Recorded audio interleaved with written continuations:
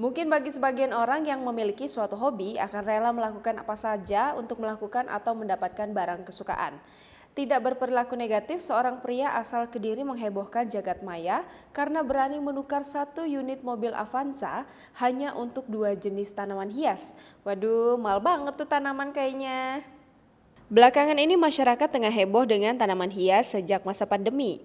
Beberapa jenis tanaman hias bahkan harganya dibanderol selangit. Tak tanggung-tanggung, para pecinta tanaman hias rela mengeluarkan uang dalam jumlah besar untuk mengoleksi aneka tanaman hias yang menjadi incaran mereka. Transaksi barter yang dia lakukan itu pun cukup menghebohkan jagat maya hingga menjadi viral di media sosial. Bagaimana tidak, pria tersebut rela menukarkan sebuah mobil Avanza miliknya untuk mendapatkan dua jenis tanaman hias. Hal itu diketahui melalui sebuah tayangan video berdurasi singkat yang semula diunggah oleh akun Instagram @medsoskediri pada Jumat 13 November 2020. Informasi mobil yang dibarter dengan bunga ini pun kian menyebar di media sosial dan cukup menarik perhatian warganet. Dalam keterangannya diketahui bahwa peristiwa barter itu tepatnya terjadi di Desa Doko, Kecamatan Ngasem, Kabupaten Kediri.